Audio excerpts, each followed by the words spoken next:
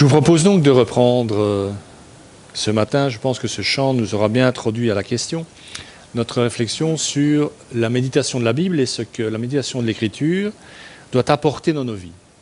Quel est l'intérêt, si je l'exprimais comme ça, d'ouvrir la parole de Dieu et de s'y plonger au quotidien, tous les jours. Et j'aimerais commencer par poser une question, ce que je fais souvent, vous le savez. Connaissez-vous l'histoire de Mary Jones? À mon avis, non. Ce serait étonnant en tout cas. Alors, cette petite fille habitante du Pays de Galles avait attendu pendant des années qu'une école s'ouvre dans un village voisin à 6 km de son domicile. Elle s'y rendait tous les jours, pieds nus, parce que ses parents n'avaient pas de quoi lui acheter des chaussures, et elle y apprit à lire dans une Bible. Mais comment obtenir une telle Bible pour elle-même? Son prix était exorbitant à l'époque pour une petite fille de 8 ans, ainsi que pour ses parents. Pendant 6 ans, elle a fait toutes sortes de travaux, raccommodage, couture, garder les vaches, pour gagner un peu d'argent. Lorsqu'elle eut économisé le prix de la Bible, elle se rendit toujours pieds nus à Bala, à 40 km de là, où habitait le pasteur Charles. Mais voilà, il n'y avait plus de Bible en gallois et l'éditeur londonien avait décidé de ne plus les imprimer parce que ce n'était tout simplement pas rentable. Mary fondit en larmes et le pasteur Charles se leva, alla vers sa bibliothèque, prit une de ses Bibles qui était en gallois et la donna à Mary. En décembre 1802, ce même pasteur se rendit au comité de la Société des traités religieux de Londres. Il raconta les années de travail et la randonnée de Mary pour venir chercher sa Bible. Et quand il se tut, il y eut un immense silence.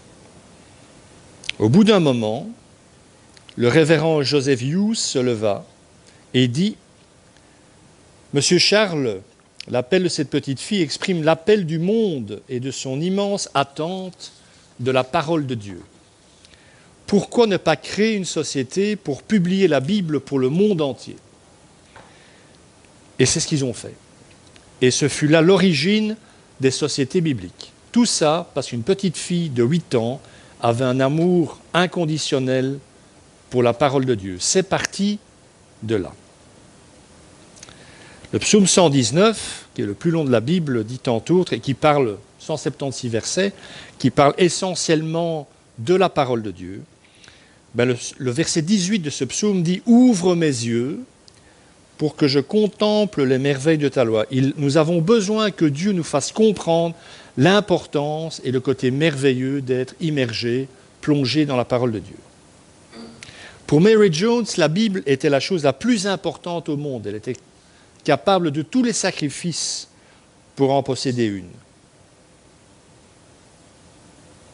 Mais pourtant, il y a d'autres chrétiens qui vont avoir plus de mal à comprendre justement pourquoi la parole de Dieu est si centrale et si importante.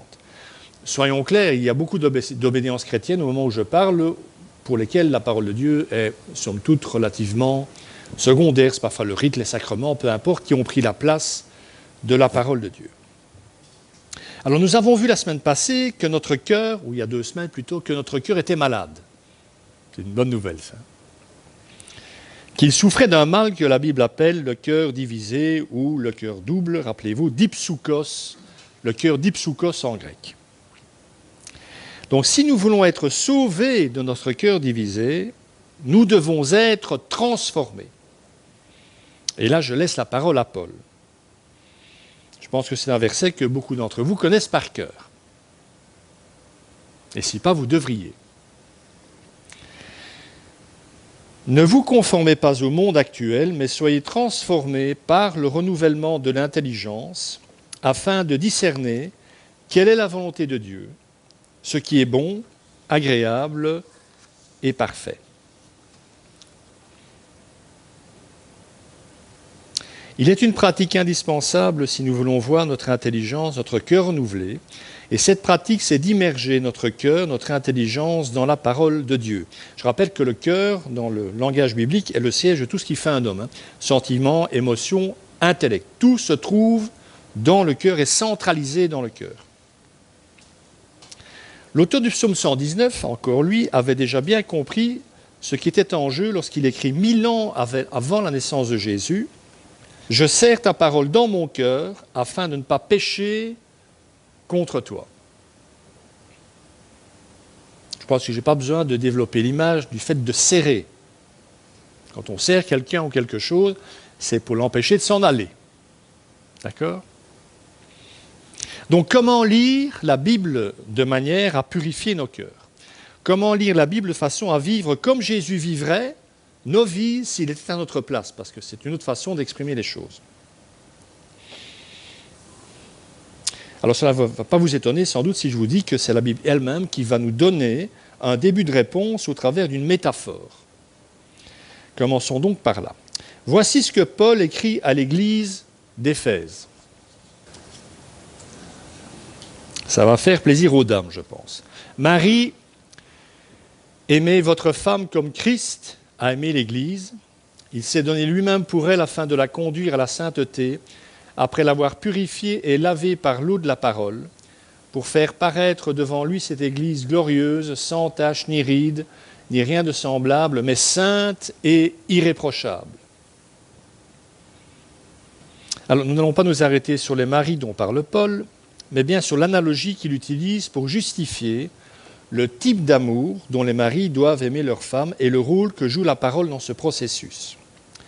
Nous, la communauté, l'épouse, devons être purifiés et lavés par l'eau de la parole, afin que le Christ puisse présenter à son Père une Église propre, purifiée, lavée, sans tache ni ride.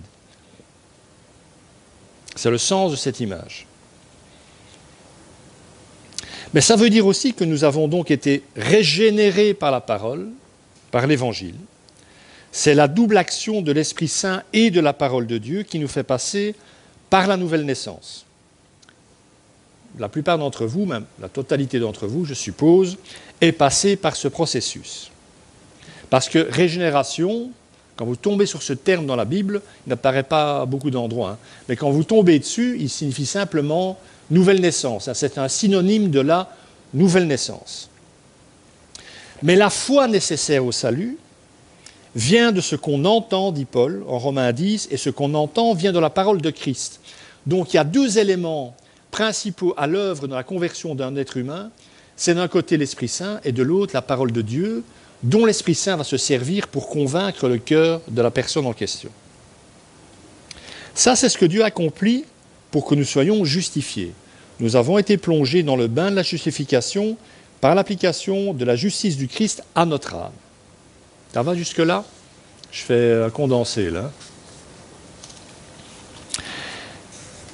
C'est ce que Dieu a accompli pour nous hier. Ça ne vous étonnera pas, votre conversion, elle est dans le passé, d'accord ? Même si on ne finit jamais de se convertir quelque part. Il reste maintenant à prendre notre bain de sanctification, de purification, dont la parole est également l'élément purificateur. Le savon, si vous préférez, qui doit nous purifier jour après jour. Et ce bain-là, il doit donc être journalier, quotidien. On doit se laver, on doit laver notre cœur tous les jours, à l'aide de la parole. Alors, si vous avez un petit problème avec ça, imaginez simplement un instant à quelque chose qui n'est pas lavé et qui le devrait. Imaginez que nous fassions un concours pour celui qui resterait le plus longtemps sans se laver. Vous voyez les conséquences. Alors si un jour on fait ce concours, moi je vais le perdre tout de suite. Parce que moi je ne tiendrai même pas une demi-heure. Quoi. Ça c'est garanti. C'est pour ça que je ne ferai jamais de camping. Enfin, soit je ne vais pas vous raconter ma vie, mais soit. Par contraste, représentez-vous quelque chose de lavé, un vêtement par exemple. L'agent lavant se dépose dans toutes les fibres, dans le moindre recoin du vêtement, en tout cas c'est ce que disent les pubs pour les poudres lessivées, et finit par le rendre totalement propre. Aussi sale soit-il, le fait de le laver lui rend sa pureté initiale. C'est la même chose avec la parole de Dieu. Vous péchez tous les jours et tous les jours, la parole de Dieu et l'Esprit Saint sont susceptibles, si vous exposez à ce qu'ils ont à vous dire, sont susceptibles de purifier votre cœur par cette parole avec l'action de l'Esprit. Encore une fois, si la parole de Dieu n'est pas en vous, l'Esprit Saint n'a aucun outil C'est comme un potier sans argile, il ne peut absolument rien transformer. Il ne peut se servir que de la parole qui s'insinue dans votre cœur.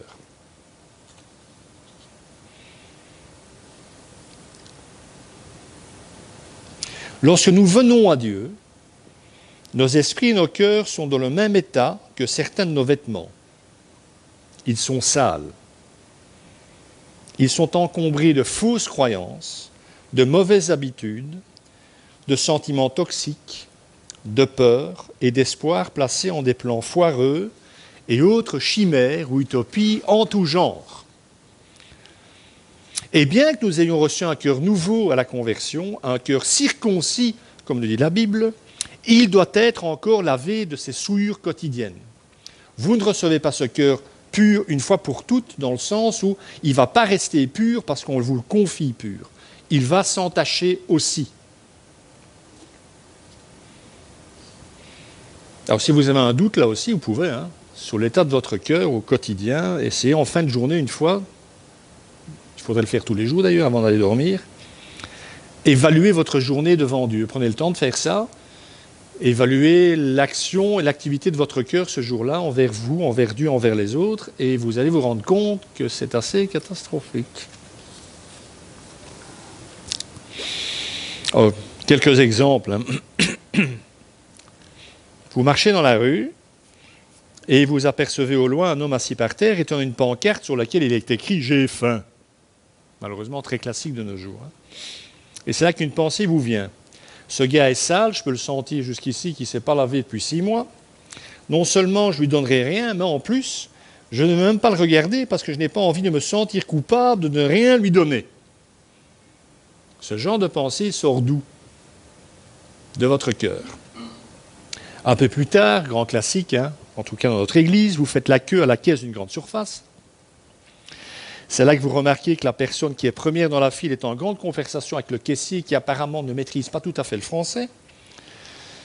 Et la conversation s'éternise de par le mauvais niveau de français du caissier. Et c'est là que la pensée vous vient. Elle remonte du plus profond de votre cœur. Pourquoi ce foutu magasin ne peut-il pas engager du personnel qui parle français? Tout ce que j'ai envie, moi, c'est de sortir de ce magasin. Ce même jour, parce qu'il y a des jours comme ça, vous aurez remarqué, vous devez encore faire une course ailleurs, seulement voilà, c'est samedi, c'est une grande surface, le parking est bondé, il n'y a plus de place, et vous tournez, tout à coup, oh, la providence divine, une place se libère. Vous allez vous y engager, et là, vous avez une autre voiture qui ne respecte pas le sens giratoire du parking, qui vous coiffe sous le poteau, et qui prend la place. Vous klaxonnez un long moment, vert de rage. Et sans votre femme, parce que votre femme est là, vous seriez probablement sorti de la voiture pour imprimer la tête du type dans son capot. Ou alors c'est vous qui devez retenir votre femme. Ça marche parfois dans ce sens-là aussi. Et c'est pas fini, c'est là que ça devient très drôle. Arrivé enfin dans le magasin, le gars du parking de l'autre voiture vous reconnaît, vient vers vous et vous dit « Excusez-moi, mais il me semble que vous avez des problèmes de gestion de la colère. Je suis chrétien, peut-être que je peux vous aider. » Les foutues journées comme ça, parfois. Mais encore mieux ou pire, c'est selon. Je me rappelle très bien qu'un jour, j'étais en train de lire ma Bible dans le but d'apporter un moment de partage au début d'une rencontre de responsables d'église. Un moment très important. Je ne sais pas si vous savez, mais quand des responsables d'église se réunissent, il faut forcément que la réunion commence par un partage biblique. Autrement, ça ne fait pas sérieux. Donc, je lis ce texte en vue de, quand tout à coup, donc je tombe sur un verset et je retire quasi immédiatement le sens profond. C'est ce qu'on appelle un cadeau. De plus, ce verset était en rapport direct avec le point le plus important et délicat que nous avions à l'ordre du jour de notre réunion. Et c'est là que je me suis vu en imagination faire mon exposé et recueillir l'approbation et les louanges extasiées de mes collègues. Oh, où est-ce qu'il va chercher tout ça, quoi? Mais ce qui est grave, c'est que Dieu m'avait parlé personnellement, mais moi, j'étais intéressé que par le fait que j'allais passer pour quelqu'un de super spirituel, surtout quand je leur ai raconté en plus dans quelles circonstances tout cela m'était venu. Je l'imaginais déjà. Donc j'avais transformé un moment d'intimité durant lequel mon père m'avait parlé en occasion de prouver ma grande science théologique et en vue d'impressionner les autres. Tout ça parti de la parole de Dieu. Mais je ne vous ai pas encore tout dit. Ce verset au travers duquel Dieu m'avait si fortement parlé concernait l'humilité. Il faut le faire quand même, non? Donc ces quelques expériences quotidiennes que je viens de partager avec vous sont typiques des pensées qui habitent notre esprit, notre cœur et qui le souillent. Notre esprit est en fait semblable, je reprends ici une image d'Henri Nouwen que certains d'entre vous connaissent, je pense, un prêtre catholique. Il dit notre esprit est semblable à un bananier rempli de singes qui y montent et en descendent sans arrêt. C'est pour ça que ça fait des années que je ne mange plus de bananes, moi. Notre esprit, notre cœur, ce sont des synonymes dans la Bible aussi, comme ça vous le savez, est rarement à l'arrêt ou tranquille. Toutes ces pensées, tous ces chimpanzés qui ne cessent de réclamer notre attention en permanence, comment en être quitte? Alors, je ne voudrais pas vous faire peur, mais dans les quelques exemples que je vous ai donnés, les pensées émises n'étaient encore que très légèrement souillées. Il y a bien pire. Elles l'étaient réellement car elles sont produites par notre ancienne nature, cette nature qui a déposé pendant des années, depuis notre naissance, en fait, sa conception du monde, des autres et même de Dieu dans notre cœur, au moyen de l'apprentissage de la vie sans Dieu, mais ce ne sont pas les pires que nous pouvons produire. Il existe en nous des pensées bien plus noires, des pensées qui ressemblent en fait à de gros nuages de crasse.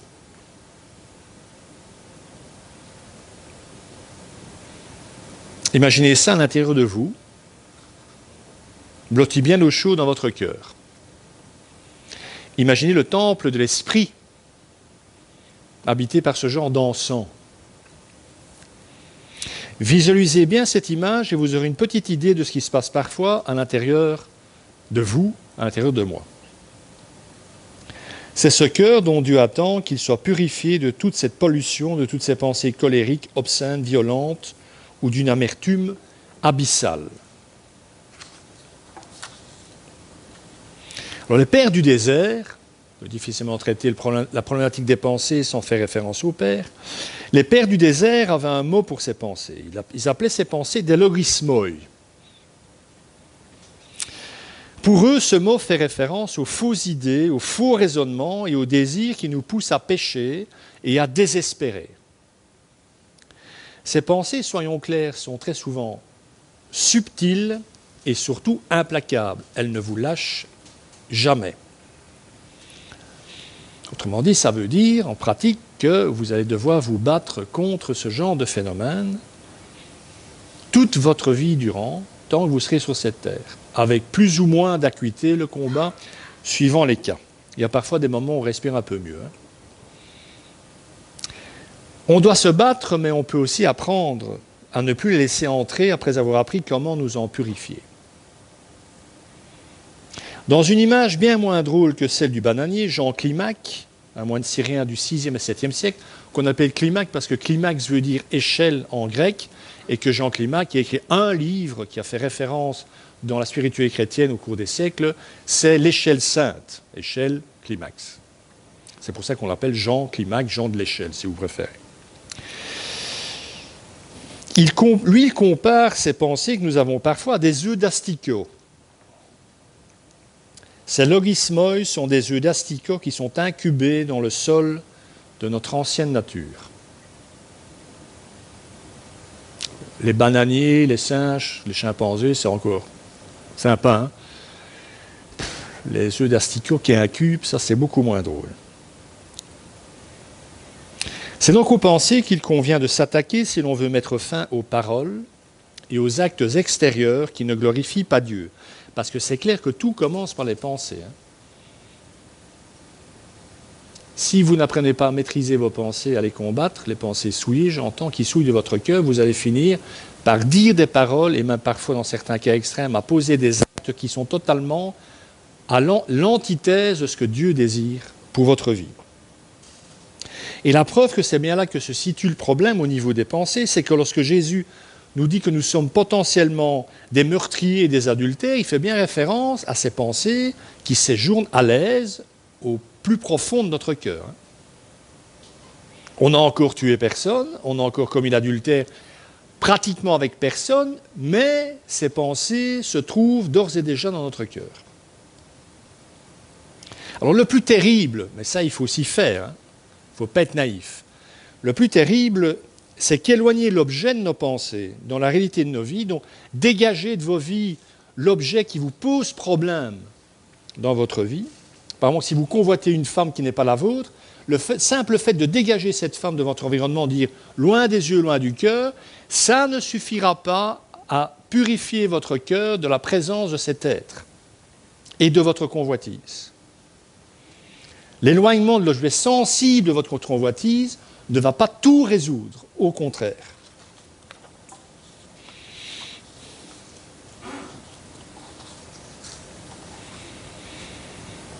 C'est bien pour cette raison que les pères appellent le combat contre les pensées impures le combat intérieur, le combat invisible, le combat et guerre. Ils n'ont pas le terme guerre, combat et guerre du cœur, parce que l'objectif de cette guerre, c'est la suprématie de Dieu sur votre cœur.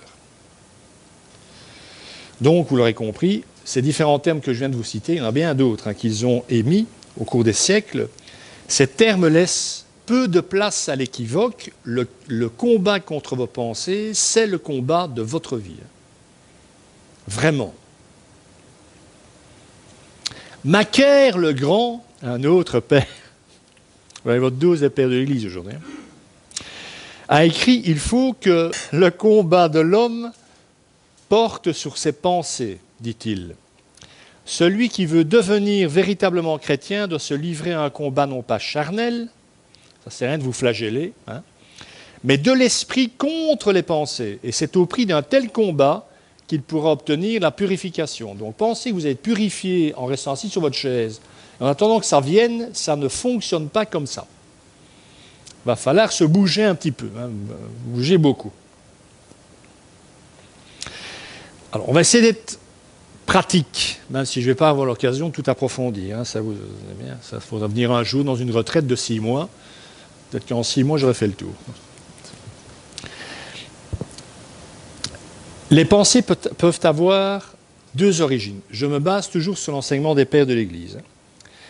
Les dispositions et les prédispositions de l'homme, d'une part, et l'activité démoniaque de l'autre. Donc, je répète. 2 origines aux pensées que nous avons. Les dispositions et les prédispositions de l'homme, d'une part, l'activité démoniaque, d'autre part. On va commencer par les dispositions. Qu'entendent les pères par disposition? Eh bien, ce sont les passions qui agissent dans nos membres et agitent nos cœurs, comme le disent Paul et Jacques. Oui, ça vous l'aurez compris, les pères de l'Église s'appuient sur les Écritures pour enseigner ce qu'ils enseignent, évidemment. Donc, je répète ça, ce sont les passions qui agissent dans nos membres et agitent nos cœurs, comme le disent Paul et Jacques. Et vous irez dans les notes toutes les références bibliques de ces textes. Allez y jeter un coup d'œil cette semaine, c'est toujours intéressant. Immergez-vous dans la parole de Dieu. Donc je ne mets pas les références bibliques pour faire décoratif, vous aurez bien compris. Elles sont le produit, ces dispositions, de notre ancienne nature, de notre nature humaine, que l'on trimballe encore et toujours avec nous, malgré ce nouveau cœur que Dieu nous a donné. Et puis il y a des prédispositions. Celles-ci sont constituées par le souvenir du mal, le souvenir du péché, donc par la trace laissée dans l'âme, dans le cœur, par des passions, des fautes, des péchés, des négligences passées.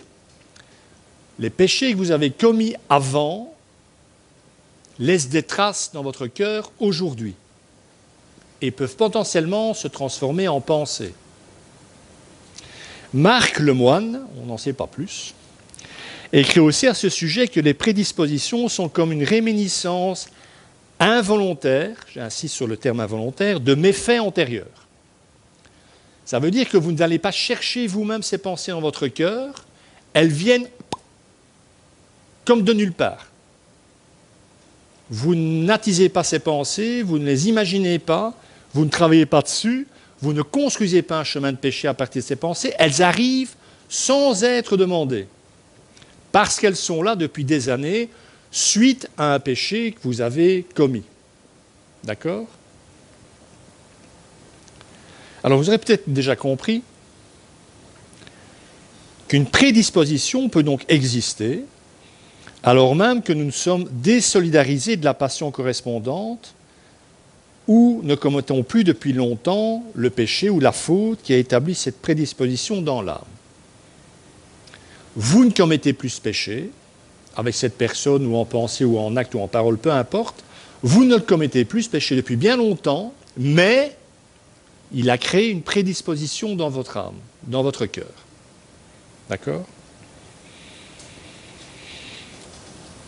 Autrement dit, outre les pensées actuellement volontaires, celles que vous allez appeler de vos voeux, c'est terrible, mais c'est comme ça, il y a également dans le cœur des pensées actuellement involontaires, mais qui ont été autrefois volontaires. Si un péché du passé est encore caché, tapis dans votre cœur involontairement, c'est parce qu'un jour, volontairement, vous avez commis ce péché.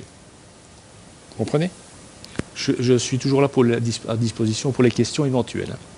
Et là, je vous filerai 8 ou 9 bouquins de 900 pages chacun pour répondre à toutes les questions que vous voulez. Et la moitié en grec. Je plaisante. Donc ces pensées en tant que conséquence ne sont pas volontaires. Nous n'en voulons pas de ces pensées, plus, mais elles sont là. Mais les causes en sont volontaires. Nous avons voulu leur cause à une certaine époque.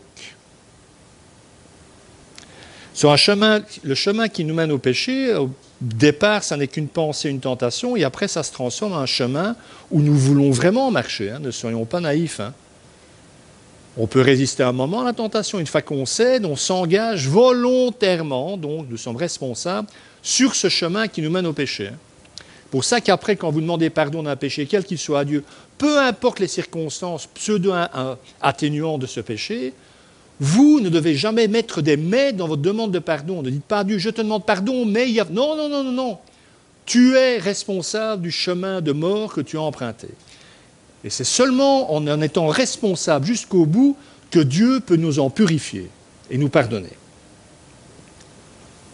Donc ce qu'il faut comprendre, ça ne va pas nous faire plaisir, mais c'est que nous aimons les causes des pensées qui se forment malgré nous, et c'est pour ça qu'elles nous viennent. Parce qu'à l'époque, nous ne serions pas tombés si elles ne nous avaient pas plu. Si le péché n'avait pas un côté attrayant, personne ne pécherait, mes amis.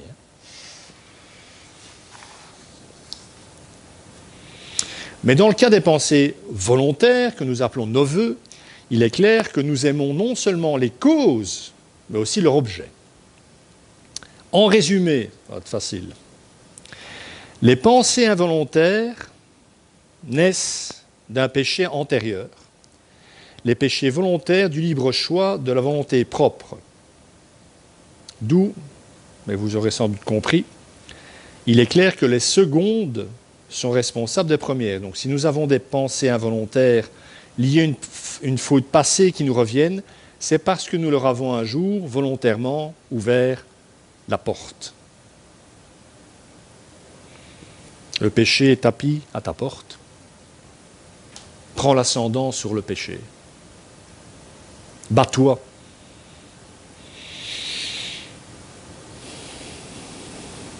Bon, c'est très résumé ce que je viens de dire. J'en suis conscient, mais je ne peux pas développer ça. L'autre source des pensées, là on avait déjà la dose, on me dirait, ben non, il y a encore une autre source. L'autre source des pensées, c'est l'activité démoniaque. Youpi. Alors nous avons, même si nous sommes chrétiens, protestants, évangéliques, nous croyons à l'immanence de la Bible et nous croyons que la Bible est inspirée de Dieu, mais je remarque quand même à force, après des années, quand on parle des démons, Les chrétiens ne sourient pas, mais ils n'ont pas vraiment l'impression d'avoir une grande expérience de l'activité démoniaque. Eh bien, c'est un tort, parce que croyez-moi, la grande majorité des chrétiens subissent d'une manière ou d'une autre des activités démoniaques. La Bible nous invite en tout cas à considérer que la réalité est complexe. En tout cas, plus complexe que ne le laisse entrevoir la seule vue rationnelle ou scientifique des choses. Il y a un seul univers, une seule réalité, c'est la réalité palpable et tangible, matérielle qui nous entoure, dont nous faisons partie. Les scientifiques nous disent évolution, machin, on descend du singe, peu importe, ça je touche, c'est bon, ça existe, ça existe, ça aussi. Le reste, c'est du bavardage et ce sont des inepties.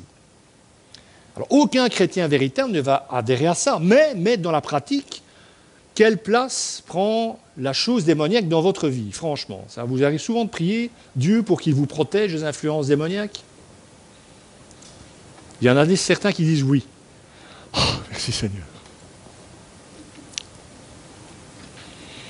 Alors, je dis, nous avons peut-être du mal avec cette dimension-là, ce qui veut dire que nous n'y pensons quasi jamais. On ne se sent pas vraiment concerné, et pourtant.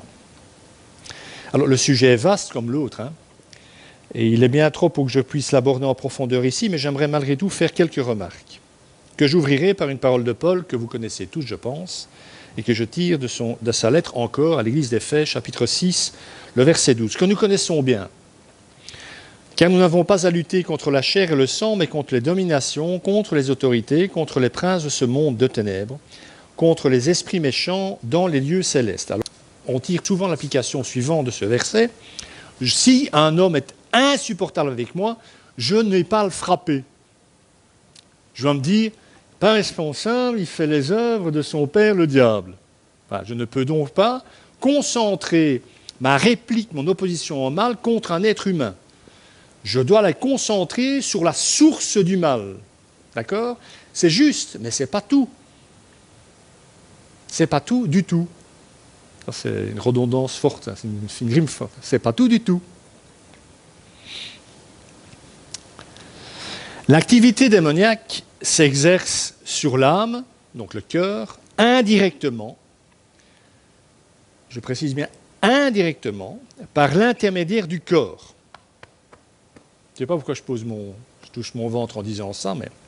Donc au moyen des sens, mais aussi d'émotions ou des pulsions internes, ou directement, au moyen surtout de la mémoire et de l'imagination.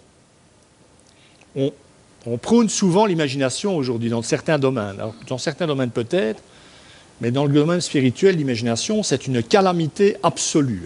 Les scénarios qu'on peut se monter dans la tête, n'est-ce pas? Non? Oui? Bah oui. On se fait des films, mais c'est même pas possible, quoi. Alors certains sont des Cécile B. DeMille dans ce domaine. Ils font des scénarios de 4h30 minimum. Il faut 4h30 pour arriver. Oh mon Dieu, je fais un scénario. 4h30. Donc il va te falloir 8 mois, 42 minutes, 35 secondes pour purifier ton cœur sur ce coup-là.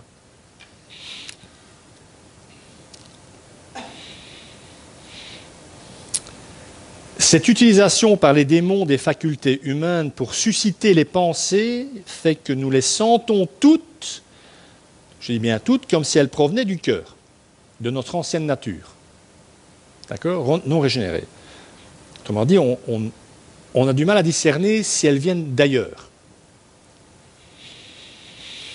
Alors, c'est clair, je l'ai dit tout à l'heure, beaucoup de nos pensées viennent de notre ancienne nature, les œufs d'Astica, qui est un cube.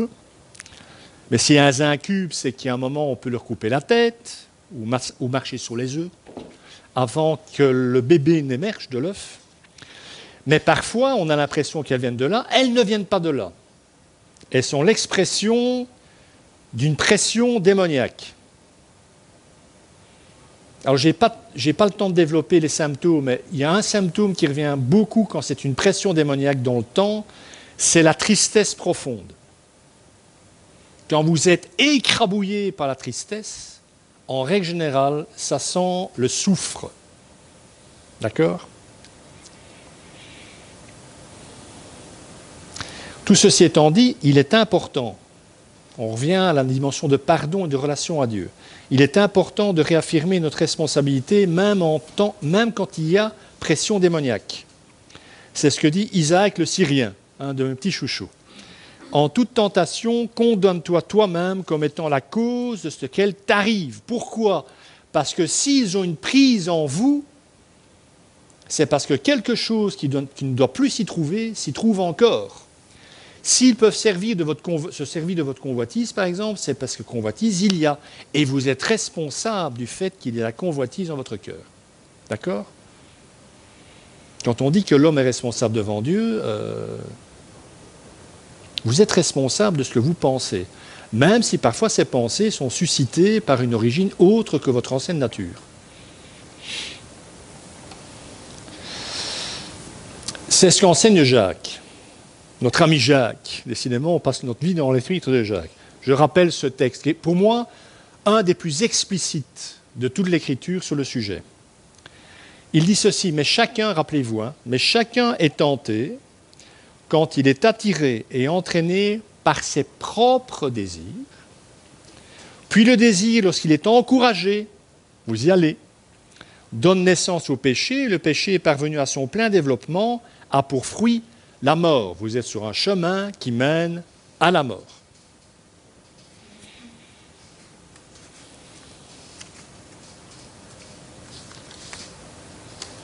Alors, une bonne nouvelle, l'ennemi de nos âmes, les démons, le diable, ne peut pas lire dans nos pensées ni dans notre cœur. Il n'est pas omniscient ni omnipotent. Amen, quelle chance. Mais, il a une grande expérience de l'humanité. Il la domine depuis la nuit des temps. Et forcément, ça crée des liens.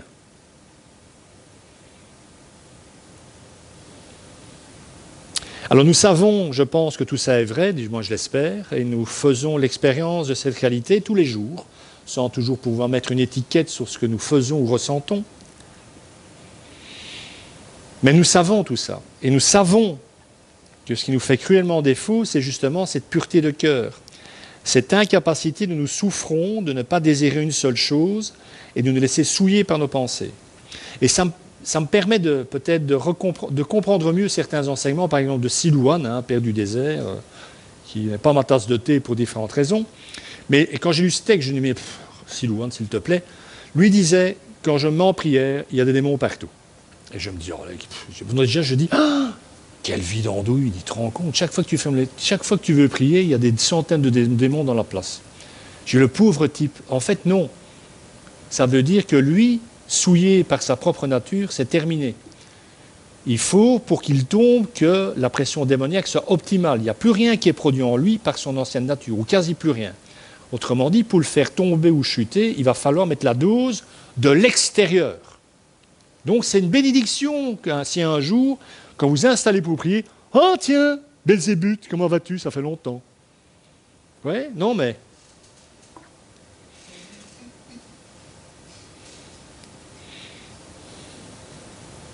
Parfois j'ai envie d'entendre profondément quelque chose de la part de Dieu, et le moment suivant, je me sers de ce que j'ai entendu pour impressionner les autres. Ces pensées, ces logismoi, sont la contrepartie infernale de ce que dit l'Écriture quand elle parle de l'importance et de l'effet de la parole de Dieu dans la vie des hommes. C'est 2 Timothée 3,16. Toute Écriture est inspirée de Dieu. C'est ce que Paul dit. Et littéralement, la respiration de Dieu. La Bible est la respiration de Dieu. Elle est l'émanation même de son être profond. Vous ne pouvez rien en retirer sans amputer la nature profonde de Dieu de quelque chose.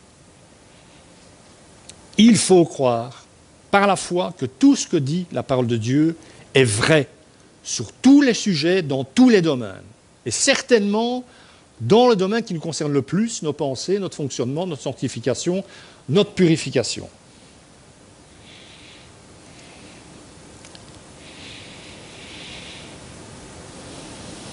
C'est d'ailleurs parce que toutes ces pensées dont nous venons de parler nous souillent, sont nos ennemis, qu'elles nous empêchent de méditer la Bible. C'est pas pour rien, vous savez, que vous avez du mal à vous concentrer sur le texte biblique. Hein? Votre ancienne nature n'en veut pas, et la réalité spirituelle, la sphère spirituelle qui vous entoure n'en veut pas non plus. Toutes ces pensées, ces images, ces inquiétudes qui nous assaillent alors que nous sommes en train d'essayer de lire, de méditer la Bible. Ne venez pas me dire que ça vous arrive jamais. Hein?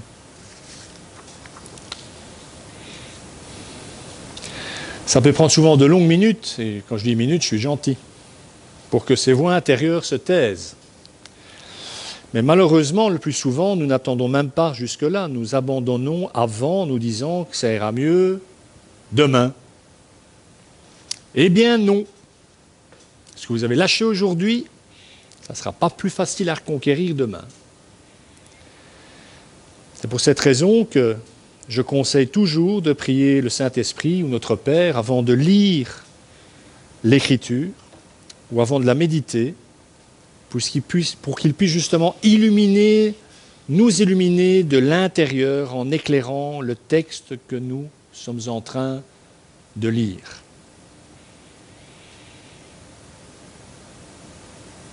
Je suis toujours, après plus de 30 ans de vie chrétienne, je vais dire émerveillé, mais ce n'est pas le terme. Hein.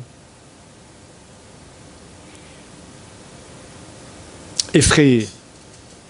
Ouais. Je suis toujours effrayé de voir combien mon esprit a besoin d'être nettoyé. Il y a un jour, il est juste, on a bien nettoyé, super. Allez, cool. Le lendemain, rebelote, on peut recommencer. C'est sans doute pour cette raison que Martin Luther, le grand réformateur du XVIe siècle,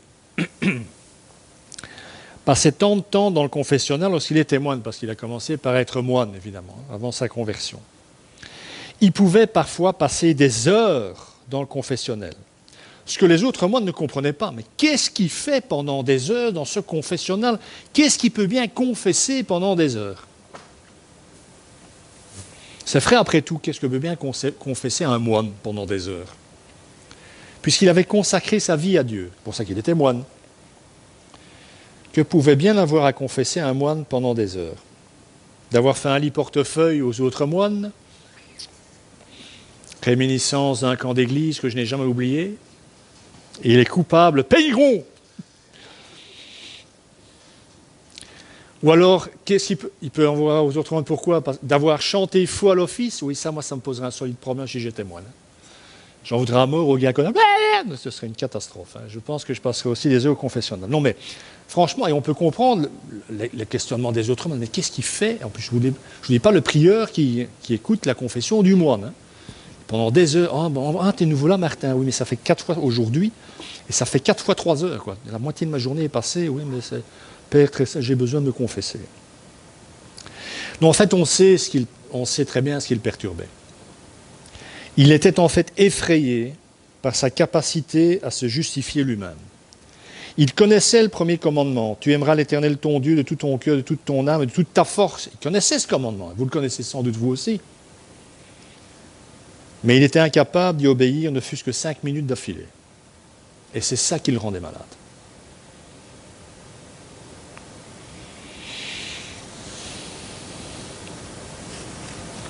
On peut le comprendre. Hein. Il y a ce que l'on désire, et puis il y a le constat de ce que nous sommes. Alors imaginez maintenant un instant que votre esprit soit lavé, votre cœur est lavé, de tous les débris qui contrarient toutes vos bonnes intentions, toute cette bonne œuvre que Dieu a placée sur votre route. Imaginez que chaque fois que vous croisez quelqu'un, votre première pensée soit de prier pour cette personne et de la bénir. Alors, je sais que certains le font déjà, mais parfois il faut aller chercher ça. Ah oui, il faut que je bénisse, ou que je prie pour la personne, ou que je la bénisse. C'est bien, mais parfois c'est un peu de la maîtrise quand même, ça n'est pas toujours spontané. Imaginez comme ce serait bien si chaque fois que vous êtes anxieux ou confronté à un souci, votre réflexe soit de vous tourner vers Dieu avec confiance. En fait, il n'y a pas de problème. Je vais en parler à mon père. Ce problème, quel problème? Je suis enfant du royaume, je suis héritier du royaume de Dieu. Qu'est-ce que ce monde-ci pourrait me poser comme problème? Mourir de rire, quoi. Alors imaginez que vous soyez mariés, messieurs, ça peut fonctionner pour mesdames aussi sans doute, hein, mais je ne suis pas une femme, donc je ne vais pas parler de ce que je ne sais pas. Imaginez que vous soyez mariés, messieurs, et que chaque fois que vous regardez une femme autre que la vôtre, vous la voyez de la même manière que votre sœur ou votre fille. Plus rien d'autre ne passe dans votre petite tête ou dans votre cœur. Le pied absolu, quoi. Imaginez vouloir vraiment, du plus profond de votre être, du bien à vos ennemis. Il ne faut même plus réfléchir. Il me veut du mal, mais moi je ne peux pas m'empêcher de l'aimer. Hein? C'est à ça, en gros, hein, que ressemble une vie purifiée, en fait, par la parole de Dieu. C'est à cela que ressemble la vie dont parle Paul dans sa lettre aux Colossiens. Il y a beaucoup de choses dans ces quelques mots, je pense. Hein, que la parole de Christ habite en vous dans toute sa richesse. Et une de ses richesses, c'est la capacité de purifier, de conserver notre cœur pur, avec comme récompense ultime que nous verrons Dieu, nous voyons Dieu. Pas avec ces yeux-là, bien sûr, hein, vous l'aurez compris. Avec, justement, les yeux du cœur, les yeux de la foi. C'est de cela que nous avons besoin, vraiment, et de rien d'autre. Et donc la Bible est là pour nous aider à apprendre comment vivre dans le royaume de Dieu, ici et maintenant. Elle nous apprend comment nous métamorphoser. Et je termine. Vous aurez donc bien compris que nous ne pouvons pas accomplir cette tâche de sanctification sans elle. À titre personnel, je n'ai jamais rencontré personne menant une vie spirituellement transformée qui n'ait pas été au préalable et cependant des années immergé profondément dans l'Écriture.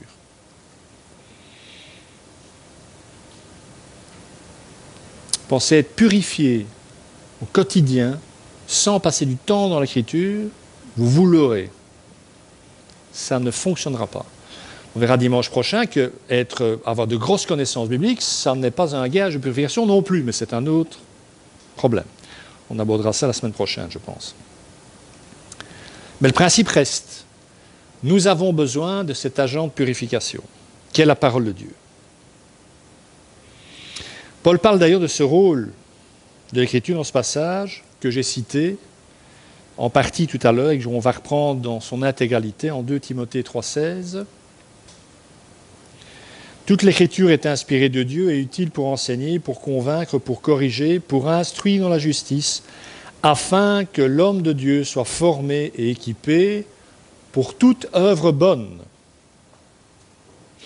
Alors vous aurez remarqué, sans doute, que Paul ne dit pas que l'objectif en connaissant l'Écriture est d'obtenir la cote maximale du jury pour entrer au paradis. Il n'y aurait pas un contrôle de connaissances bibliques à l'entrée du paradis.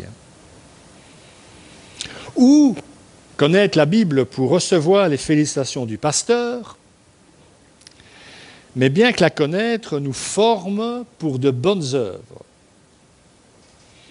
Que dans une autre épître, toujours l'épître aux Éphésiens, Paul dira que ces bonnes œuvres, Dieu nous les a disposées devant nous avant la fondation du monde. Donc son rôle à l'Écriture est de nous transformer en une personne dont du cœur, et là je cite Jésus, s'écoulent des fleuves d'eau vive, pas un goutte à goutte, hein. Pas un robinet qui fouille un petit peu quand il est fermé. Hein. Des fleuves d'eau vive. Et ces fleuves, vous l'aurez compris, ne peuvent sortir que d'un cœur glorifié, purifié. Glorifié, soyons modestes, hein, ça sera pour l'étage, ça. Encore une dernière petite précision. Être préparé à toute œuvre bonne ne veut bien entendu pas dire que nous devrons passer nos journées à jouer au Boy Scout. Alors vous pouvez bien sûr, suivant le bon vieux cliché d'une vieille dame à traverser la rue, bien entendu, mais vous ne devez pas passer votre journée à accumuler des bons points. Ce n'est pas l'objectif. Si vous avez cet objectif-là, c'est de vous rater, quoi. Parce que vous allez vous souiller avec du légalisme. Dieu doit m'accueillir puisque je fais des choses bien pour lui. Ces œuvres bonnes ne sont pas des choses que nous nous contentons de faire pour être bien notés par Dieu. Elles sont l'expression extérieure de la profondeur invisible de la richesse de Dieu en nous, de notre vie relationnelle avec lui, de la présence de sa parole en nous et de l'œuvre qu'elle y accomplit. C'est ça qui doit produire nos œuvres bonnes. Et je tenterai de vous donner des pistes pratiques concernant la méditation de la parole la semaine prochaine. En attendant, que le Seigneur bénisse sa parole et qu'il vous bénisse. Amen.